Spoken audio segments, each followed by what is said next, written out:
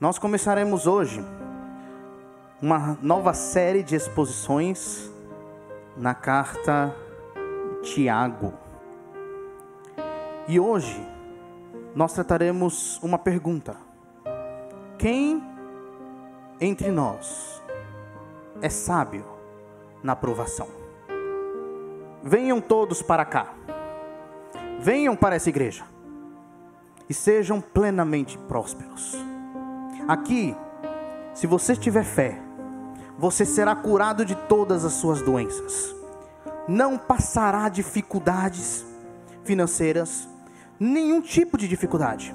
Mas lembrem, vocês precisam doar e ter fé.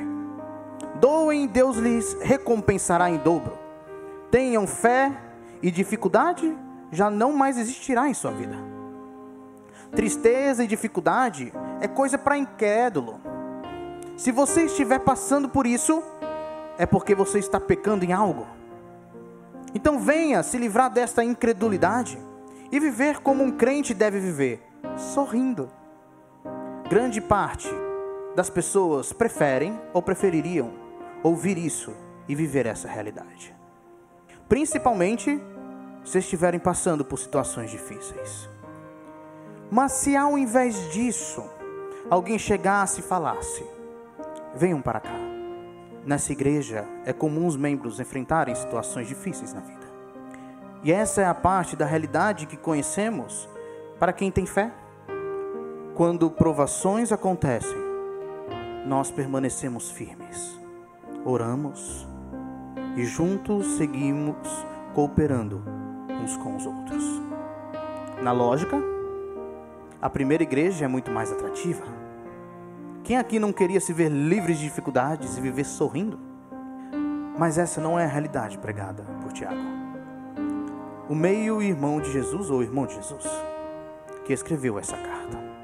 Vamos ler Tiago, de 1 a 15. Nós não trataremos todos esses versículos, mas vão fazer parte do contexto para nossos versículos de hoje, de 1 a 5. A palavra do Senhor diz assim: Tiago, servo de Deus e do Senhor Jesus Cristo, as 12 tribos que se encontram na dispersão, saudações. Meus irmãos, tende por motivo de toda alegria o passardes por várias provações, sabendo que a provação da vossa fé, uma vez confirmada, produz perseverança. Ora, a perseverança deve ter ação completa, para que sejais perfeitos e íntegros, em nada deficientes. Se porém algum de vós necessita de sabedoria, peça a Deus, que a todos dá liberalmente e nada lhes impropera, e ser-lhe-á concedida. Peça, porém, com fé, em nada duvidando, pois o que duvida é semelhante à onda do mar, impelida e agitada pelo vento. Não suponha esse homem que alcançará do Senhor alguma coisa. Homem de ânimo dobre, inconstante em todos os seus caminhos. O irmão, porém, de condição humilde, glorie-se na sua dignidade, e o rico na sua insignificância, porque ele passará como a flor da erva. Porque o sol se levanta com o seu ardente calor, e a erva seca, e a sua flor cai, e desaparece a formosura do seu aspecto. Assim também se murchará o rico em seus caminhos. Bem-aventurado o homem que suporta com perseverança a provação, porque depois de ter sido aprovado, receberá a coroa da vida, a qual o Senhor prometeu aos que o amam. Ninguém ao ser tentado diga: sou tentado por Deus, porque Deus não pode ser tentado pelo mal, e Ele mesmo a ninguém tenta. Ao contrário, cada um é tentado pela sua própria cobiça, quando esta o atrai e seduz. Então a cobiça, depois de haver concebido, dá à luz o pecado, e o pecado, uma vez consumado, gera morte.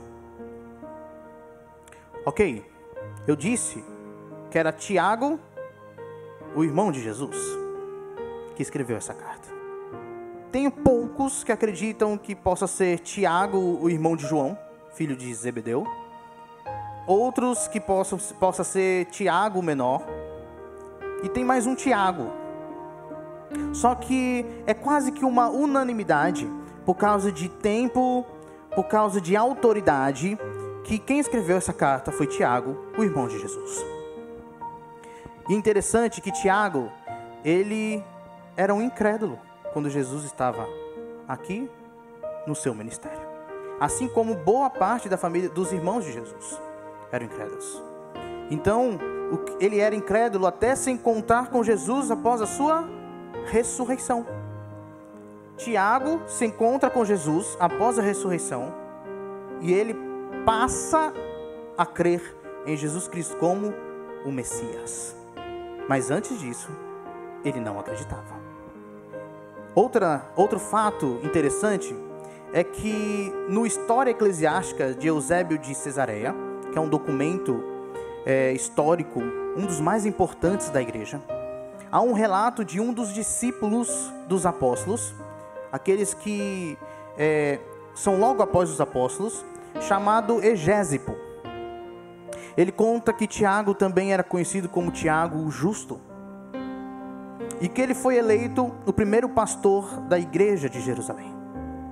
Diariamente, Tiago, ele ia para a igreja e orava durante horas, pedindo perdão pelos seus pecados, pelos pecados da igreja e pelos pecados da nação. Egésipo diz que os joelhos de Tiago eram tão gastos pelo tempo de oração que pareciam um joelho de camelo. Mas esse Tiago, ele se apresenta com uma outra característica. Ele fala: Tiago, servo de Deus e do Senhor Jesus Cristo. Vocês concordam comigo que ele poderia ter colocado seu Tiago, o irmão de Jesus? Poderia. Provavelmente eu teria feito na apresentação, para dar aquela robustez, né? Mas quando somos encontrados por Cristo, o que Tiago está nos mostrando é que os laços sanguíneos não são prioridade. O que mais importa e nos define é aquilo que nos tornamos quando transformados por Cristo. E Tiago define servo aqui. Esse servo não é somente a ideia de ser um escravo de Deus e de Cristo, por exemplo, como Paulo normalmente se anunciava: sou servo de Cristo Jesus. Tiago tem em mente a forma como os profetas eram reconhecidos no Antigo Testamento. Na maioria das vezes, que a palavra servo era associada a uma dispersão do povo ou uma peregrinação, principalmente em relação ao exílio, ali identificavam um profeta. Quando alguém falava servo de Deus para Israel, a ideia de Israel, o povo da peregrinação, da dispersão. Então ali eles identificavam um profeta. E esse profeta vinha com uma mensagem de Deus. A ideia de Tiago aqui é mostrar que ele é, na verdade, um porta-voz de Deus, mas diferentemente dos profetas do Antigo Testamento, ele faz questão de detalhar quem? Jesus Cristo, como seu Senhor, mostrando que Ele é Deus. O irmão de Tiago era o Messias, e ele não precisa, e ele não faz questão de ter a autoridade de ser um irmão de Jesus, porque não é isso que dá autoridade para ele.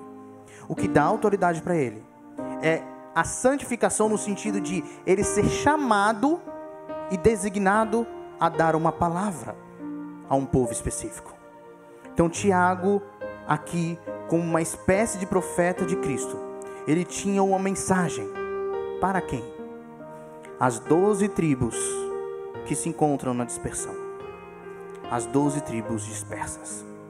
Alguns acham importante gastar esforços em definir quem são esses destinatários. Gastam a maior parte do tempo focando no termo 12 tribos. Quem são esses 12 tribos? Mas o foco de Tiago não está as 12 tribos. O foco de Tiago está na dispersão.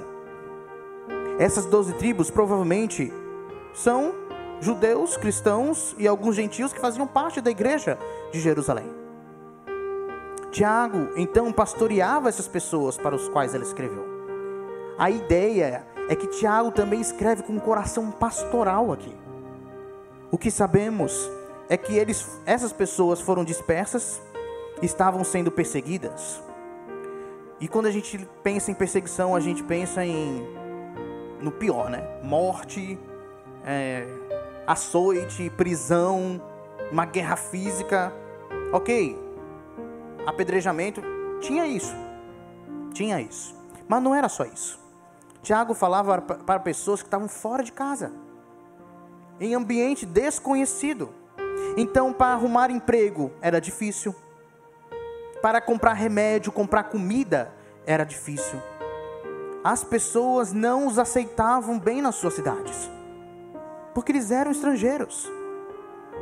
Hoje, querendo ou não, ainda tem uma ideia de acolhimento para as outras nações, dependendo do lugar, claro. Mas na maioria dos países tem uma ideia de acolhimento, mas naquela época não tinha. Então eles tinham dificuldade de ter as coisas, de comprar coisas, de comer, de ser aceito. A liberdade deles eram restringidas. Esse era o público-alvo da sua carta, mas que pode ser aplicado, essa carta, também para nós, como todas as escrituras. E ele termina dizendo saudações, ou literalmente, alegrai-vos, alegrem-se. E aqui está a apresentação feita por Tiago, em uma carta não tão simples de interpretar. Alguns olham a carta de Tiago e esperam ver aqui a lógica paulina, que normalmente possui uma estratégia escrita linear, progressiva, bem detalhado. Tiago usa outra estratégia, mais comumente usada pelos israelitas e as nações do Oriente Próximo ali. Tiago caminha dando volta, em círculos.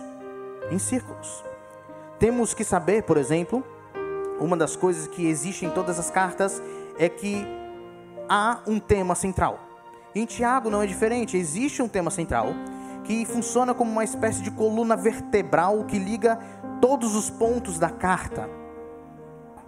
No entanto, ele só vai revelar esse tema central no capítulo 3.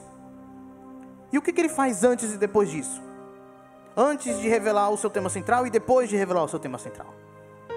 Tiago, então, ele vai seguir antes e depois, dando exemplos desse tema presente na vida dessas pessoas dispersas, desses cristãos dispersos. E a pergunta, então, que vai nortear o tema de Tiago se encontra lá no versículo 13 do capítulo 3. Quem entre vós é sábio e inteligente? Quem? Tiago é uma espécie de carta sapiencial e quer mostrar em todo o seu livro o contraste entre a sabedoria do alto e a sabedoria de baixo, a sabedoria terrena. E como que ele vai fazer isso? Como ele vai mostrar esse contraste? Ele pega o que aquelas pessoas estavam vivendo e começa a demonstrar nessas situações exemplificadas o que é andar na sabedoria do alto e o que é andar em sabedoria terrena, na sabedoria de baixo. Irmãos, nós veremos em toda a carta Tiago nos chamando a abraçarmos a sabedoria de Deus e andarmos única e exclusivamente por ela, mostrando o porquê disso ser essencial para a igreja de Cristo. Por que isso é essencial para nós? Então, Tiago, ele começa aí no versículo 2, depois de sua saudação, já com 2 pés no nosso peito, falando: meus irmãos, tende por motivo de toda alegria o passardes por várias provações. Ou, meus irmãos, considerem motivo de grande alegria o fato de passarem por diversas provações. Tiago, assim como Paulo, que tem o costume de começar com irmãos, tem um motivo para isso. A ideia de Tiago aqui é mostrar o que para eles? Vocês não estão sós. Existem irmãos que vivem o mesmo, inclusive o próprio Tiago. Nessas horas, lembrar de sua família em Cristo e de que você não está só é de extrema importância quando a gente fala sobre provação.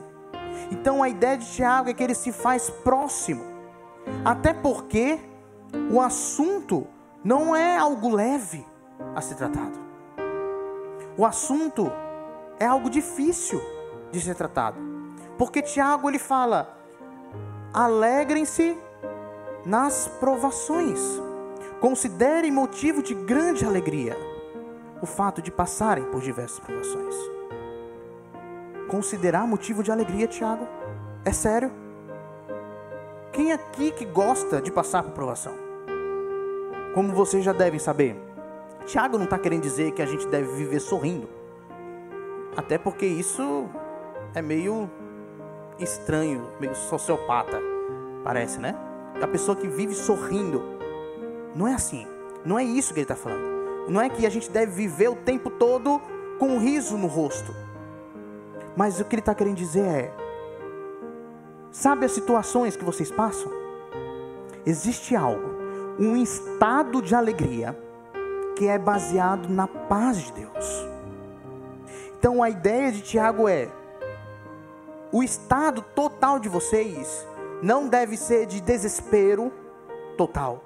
Não, vocês não devem se acabar ou falar estamos completamente perdidos, mas vocês devem lembrar do shalom de Deus em vocês, da paz de Deus em vocês, da alegria que vocês têm em Cristo. E ele fala: considere motivo de grande alegria o fato de passarem por diversas provações. Tiago não está querendo dizer aqui uma possibilidade. Tiago não está falando assim: se vocês passarem por provações, fiquem alegres. Não é isso. Tiago está falando: vocês vão passar por provações. A ideia de Tiago é: quando vocês passarem por diversas provações, considerem motivo de alegria. A gente vai ver mais do que por que a gente deve considerar motivo de alegria. Mas então Tiago quer enfatizar que provação faz parte da realidade deles, tanto porque eles estão dispersos, mas faz parte da realidade daqueles que estão em Cristo. Vocês lembram o que Cristo falou? Como seria o relacionamento entre nós, discípulos dele, e o mundo? Hostilidade da parte do mundo para conosco. Ódio, porque eles odeiam a Cristo. Consequentemente, vai odiar tudo que é de Cristo. Então, a ideia de Tiago é: vocês vão passar por provações, e diversas. Não é o mesmo tipo de provação. São variadas provações, de vários tipos de provações. Mas pastor, o que é provação? E é uma das dificuldades que nós encontramos no texto, é definirmos provação. Se a gente não olhar o contexto, corre grande risco da gente errar o que significa provação. Então, provação, Tiago vai usar principalmente aqui nos versículos de 1 a 15, e depois ele volta a falar no capítulo 5. Só isso, nas extremidades da carta. Aqui, ele vai usar 3 vezes na verdade, com um tipo de substantivo, e depois ele vai usar como um ato de provação, no sentido de verbo. E por que eu estou querendo dizer isso para vocês? Porque a palavrinha é a mesma, mas na tradução aí de vocês está provações, no versículo 2 e no versículo 12, e provavelmente está tentação, no versículo 13 a 15. Ok? Então, eles fazem essa diferenciação na tradução. Por quê? Porque existe um contexto. Ok? Existe um contexto que deve ser considerado. Então, a ideia aqui vai ter um contexto em que Tiago vai tratar provação de forma ampla, como se olhando bem de cima e olhando todos os aspectos da provação. Quais são esses aspectos? As situações que nós nos encontraremos na vida, que são difíceis e que vão causar as provações. Mas então, tem essas situações difíceis que vamos encontrar, mas também tem as nossas reações, que lá no versículo 13 a 15, ele coloca como tentação. A ideia é: em toda provação, há portas para a tentação. Em todas as situações difíceis que nós enfrentaremos, vão ter portas de tentação para nós.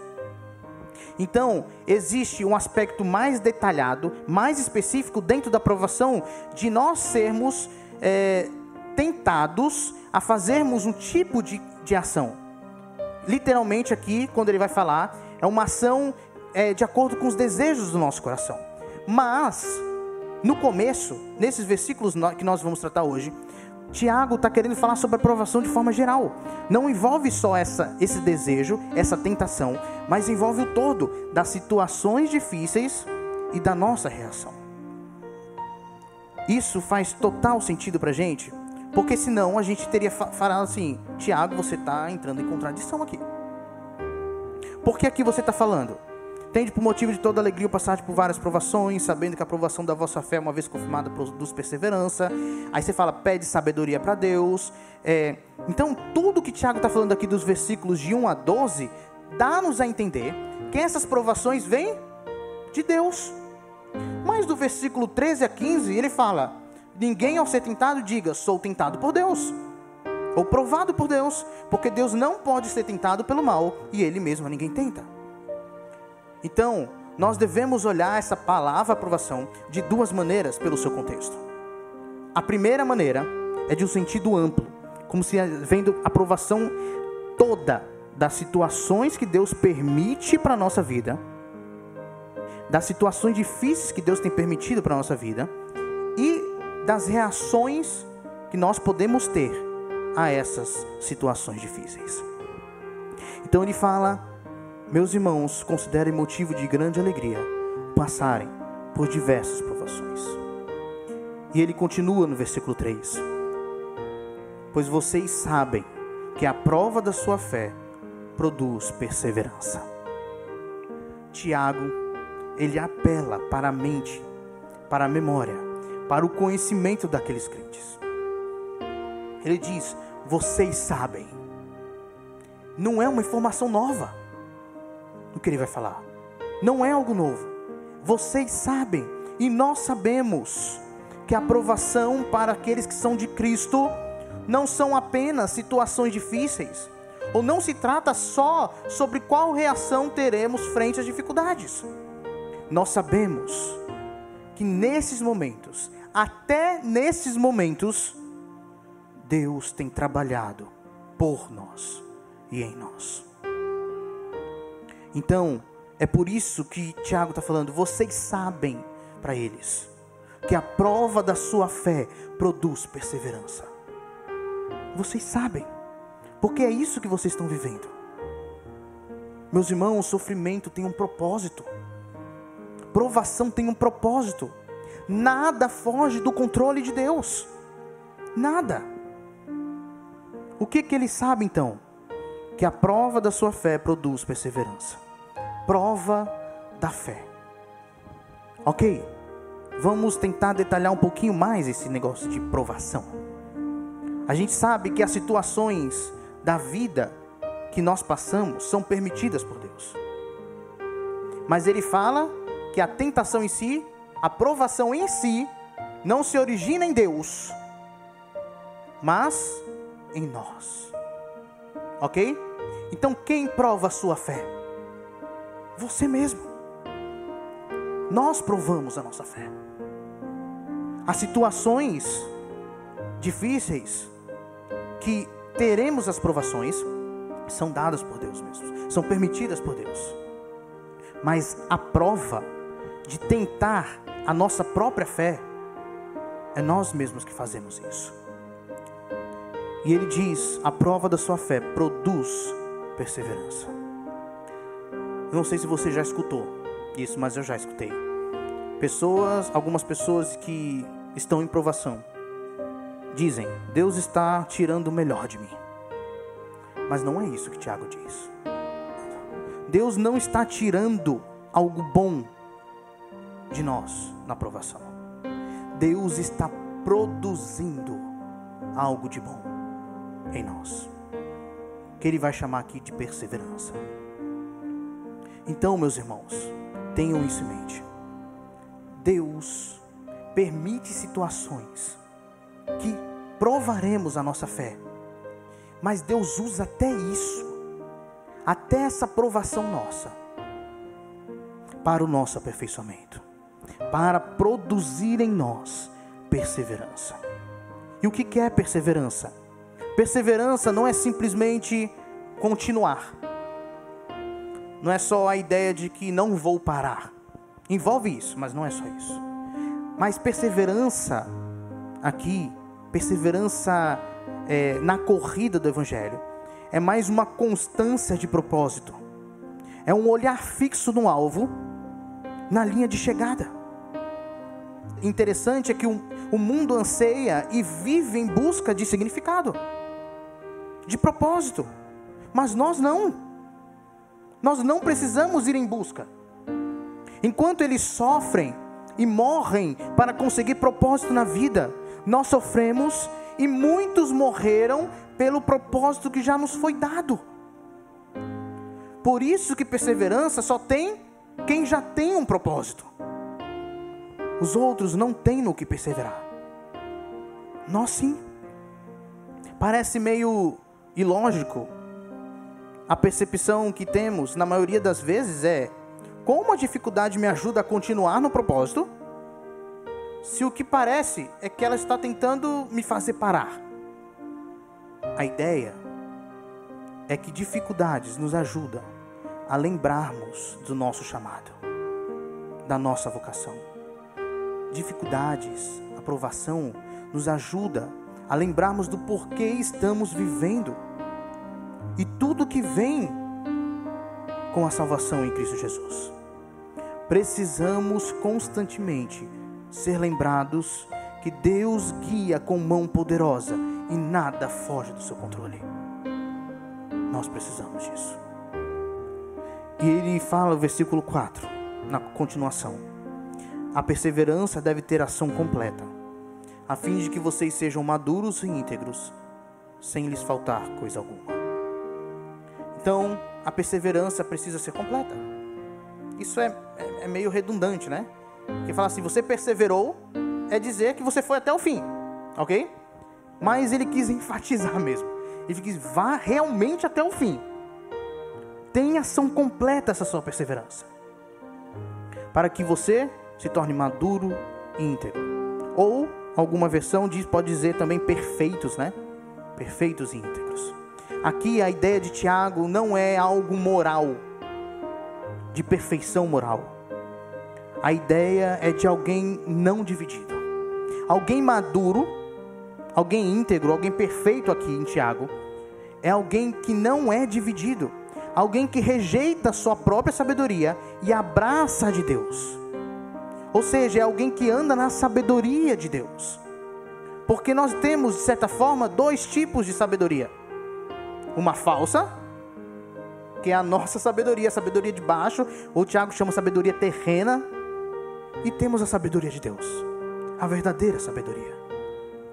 Quem não é maduro, completo, aqui em Tiago, ou íntegro, é alguém que é dividido entre essas duas sabedorias. Mas aquele que persevera na provação, ele chegará no momento que ele vai dizer assim: eu já não estou mais dividido, já não sou mais provado nisso, eu já não tenho mais problema com essa situação de provar a minha fé nisso. A minha fé aqui está firme e eu vou continuar. Eu não vou mais prová-la. Essa é a ideia de ser perfeito íntegro, ou maduro íntegro aqui. E eu queria contar uma história para vocês. Existiam dois solos. Um que foi arado e outro que não foi arado.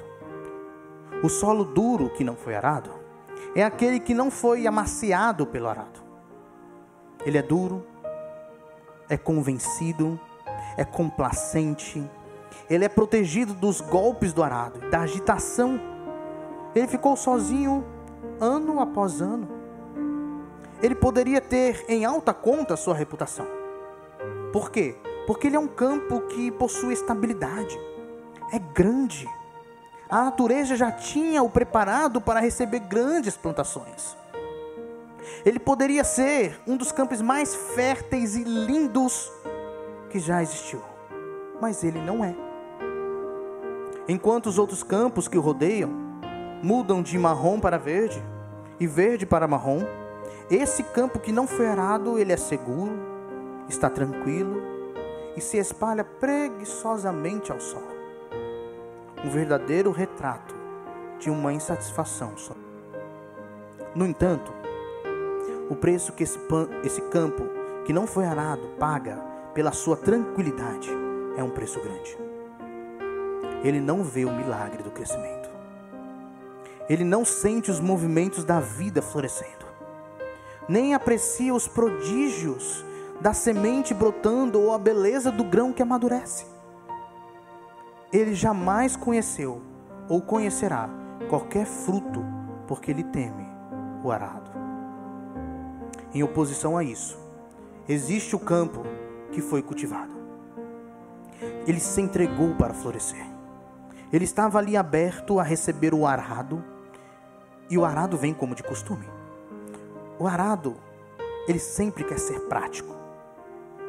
Ele é apressado, passando por cima da terra com aquela máquina e ferindo o campo e tirando toda a tranquilidade que ele poderia ter como outro campo. O fazendeiro gritando, o ruído da máquina, o solo sendo mexido, ferido, a perturbação era evidente.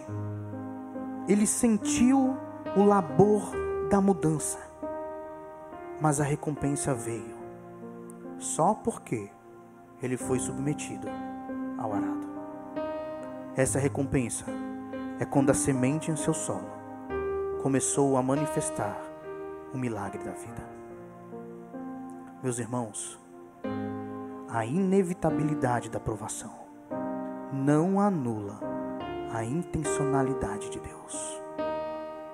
A provação ser inevitável na nossa vida, ser dura, ser sofrida, não anula a intenção de Deus em usar isso para nos aperfeiçoar. Mesmo que seja nós que provemos a nossa fé, que nós tentamos a nossa fé para não andar na sabedoria de Deus ou andar na nossa sabedoria. Mesmo que tenha isso, Deus usa isso, essas situações, para nos fazer crescer, para que sintamos o crescimento. Mas a ideia que nós podemos dizer é que todo crescimento é acompanhado de uma certa dor. Eu queria concluir com algumas aplicações para a gente. Primeiro, como o fogo que purifica o ouro, as provações são utilizadas pelo Supremo Ourives para trazer purificação para nós. Meus irmãos, Tiago quer que enxerguemos a realidade completa das provações. Mesmo que Deus não seja aquele que causa em nós a prova da fé, que isso parta do nosso próprio coração fraco, pecaminoso, nós temos que enxergar que a permissão de Deus tem um propósito. A permissão de Deus para que enfrentemos situações difíceis tem um propósito.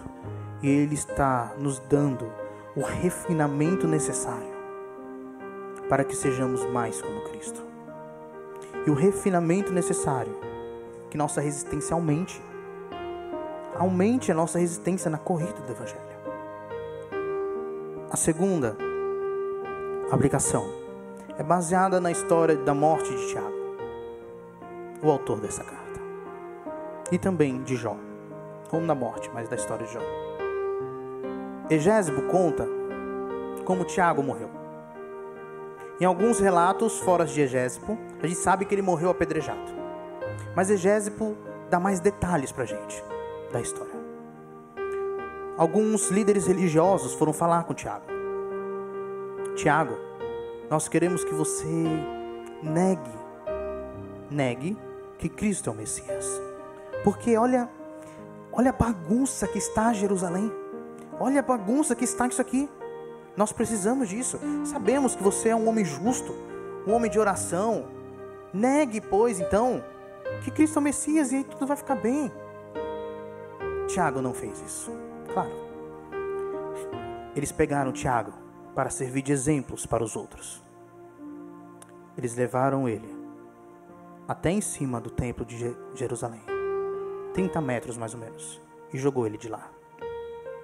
Não sabemos porque ele não morreu já nessa queda, mas ele ainda estava respirando, vivo e falando. Então eles começaram a pegar em pedras e jogar em Tiago. Egésimo conta que nisso Tiago fez uma oração para Deus não imputar culpa. Tiago orou quando estava sendo apedrejado. Uma outra pessoa lá terminou o serviço da morte de Tiago batendo com um bastão. Nós também podemos lembrar de Jó.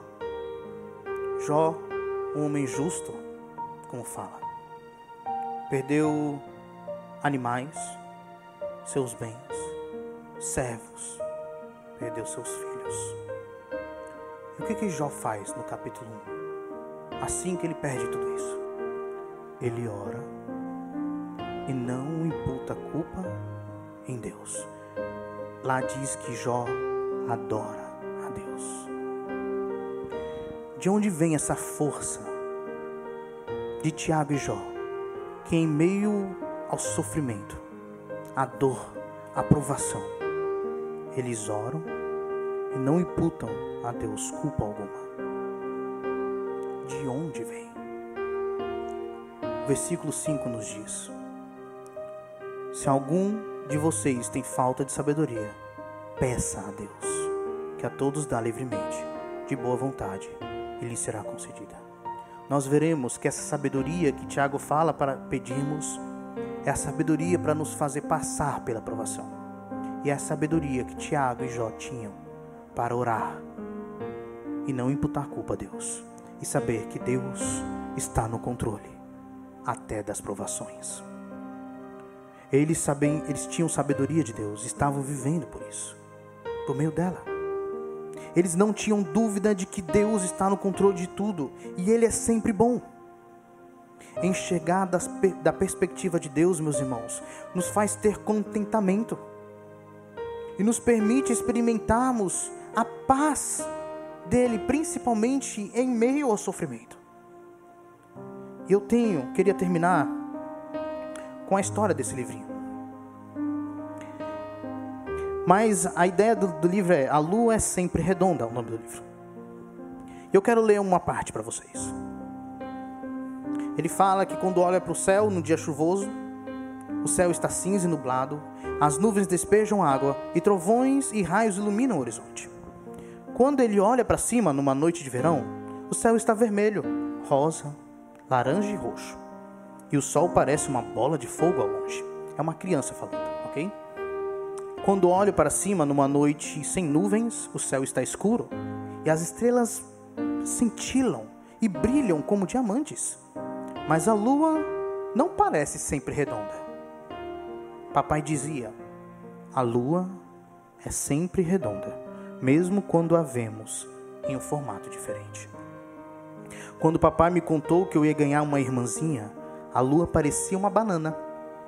Mas papai disse: a lua é sempre redonda. Quando montamos o berço, a lua parecia uma fatia de maçã. Mas papai disse: a lua é sempre redonda. Quando a barriga da mamãe começou a ter o tamanho de uma melancia, a lua parecia uma laranja murcha. Mas papai disse: a lua é sempre redonda. Mesmo quando me contaram que a minha irmãzinha não ia morar com a gente depois de tanta espera, papai disse: a lua é sempre redonda. Quando os meus pais saíram no meio da noite em direção ao hospital, e na manhã seguinte eu fui para a escola, eu me perguntei: será que a lua vai estar redonda hoje? E papai disse: a lua é sempre redonda. quando esperei no hospital para conhecer a minha irmãzinha e saímos de lá sem ela, eu perguntei: por que, papai? E ele respondeu: não sei, filho, mas a lua é sempre redonda. Quando chegamos em casa do hospital, eu olhei para o céu antes de ir para a cama e vi uma lua minguante. Mas papai disse: a lua é sempre redonda. E quando ainda éramos só nós três e fomos para a igreja nos despedir, papai me perguntou: qual o formato da lua? A lua é sempre redonda, eu respondi. E o que isso significa? Significa que Deus é sempre bom. Não importa a situação que passarmos, Deus é sempre bom. Por detrás do aparente mal, sempre terá um Deus bom. Então, como viver em meio à aflição e escuridão? Lembre-se que o sol continuará a nascer pela manhã, nos dando calor e a esperança de que Deus é sempre bom e tudo está acontecendo dentro da sua vontade soberana. Amém?